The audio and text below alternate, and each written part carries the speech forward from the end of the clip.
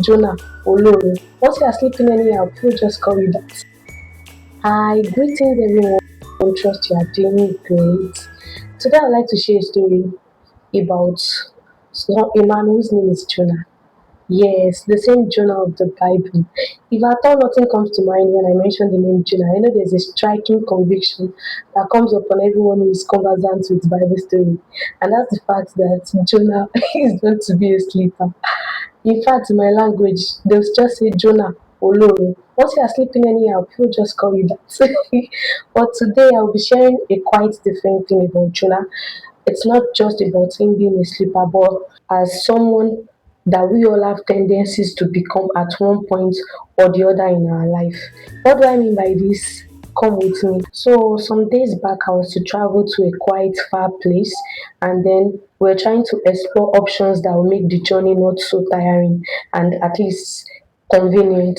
So at every point in time when we try to explore a particular option, God, I would say God, yes, God tried to provide an alternative that was even better. So it got to a point that I got an alternative that I felt this is just the best way to travel. And I was really grateful for it, only to find out later that our schedules were not aligning. So I could not use the alternative I thought was best. Yeah. And that got to me a bit, I would say. Imagine already thanking God for something that looked like the solution you were thinking of, or you the best solution ever, only to later find out it wasn't going to work. Well, I didn't know the extent of how I felt about it until God pointed my attention to something about Jonah. And it was amazing to me because I felt like, no, I didn't feel as bad as this. God is able to discern emotions ahead even before we begin to feel them, or before they begin to manifest to our own, before we begin to understand or process what those emotions are. Let me take that again. God is able to discern our emotions far ahead before we begin to have understanding of what those emotions are, before we begin to process what they actually are. So God pointed my attention to the story of Jonah, and I'll be talking a little bit about it for those who are not conversant with Bible story. That's in the book of Jonah chapter 4. After Jonah prophesied to the people of Nineveh that they were going to be destroyed, but because they repented, God forgave them and he was angry. But that was not the main point. That's not the main point God put my attention to. Then he left the city and made a shelter for himself, sitting down there. God, in his love, provided a shade tree to, let's say, shield him from the effect of the sun. And really, Jonah was very thankful because that made him more comfortable. Only for something else to happen the next day. A worm came up from nowhere and ate the shade tree up till it withered. So Jonah was really, really angry that why is this happening? I think there's a part in that Bible verse that says he was angry to the point of death. He felt, what's this essence of living? So now, this is the striking point, the point where God called out to Jonah, saying, Jonah, is it even right for you to be hungry? This brought me to a reflection of our tendencies as humans, that we all have the tendencies to become like Jonah. It comes subtle, unannounced. At any point in time when things don't begin to work, don't stop working according to our plans or according to how we picture them, we tend to follow the path that Jonah followed, being hungry, becoming sad, sulking, becoming depressed, becoming annoyed, becoming desolate, hopeless, and every other things that comes with negative energy. But the question is it even worth it? Is the anger worth it?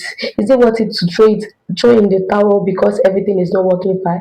Is it worth it to lose your self-esteem? In fact, some people stop defining themselves by the word of God and start embracing every name that the reality of the world around them throws at them. Some people begin to define themselves by their circumstances. They begin to draft their identity from the not so good experiences happening around them. Ask yourself, is it even worth it to lose your faith because what you expect or what you are hoping for hasn't happened yet? Is it even worth it for you to just throw everything away, your conviction, your belief, what God told you, your dreams. Is it even worth it to give up on your dreams because it's not happening according to your timetable? Is it worth it to start hating on God, hating on people who have the things you don't have just because something happened and threw you off balance? Is it worth it to lose your joy, your salvation, your soul, your esteem, your sense of worth for? Is it worth it for you to become sad, embittered, and just angry because things are not working according to your plans? Is it even worth it? Ask yourself, is this anger right for me? Is it right for me to become unhappy because of this? Is it right for me to make this my reaction? Because our reactions in situations like this, our reactions reflect a lot about our personal growth. It reflects a lot about our growth in the Christian faith, our level of understanding, the depth of our love for God. It tells a lot about the level of our trust in God. The question is, do you trust God enough? Do you trust God's best enough, even when it does not look like what you have in your heart? When it does not look like the idol in your heart, can you still trust God's best? When that solution you think, okay, when that provision you think is the solution gets withdrawn, can you trust God enough that He has better things in stock for you? Can you trust God enough that delay is not a denial? To wrap up my story, now, I didn't follow the alternative that seemed best to me, but trust me, even the available one that I followed, it wasn't as bad as I expected.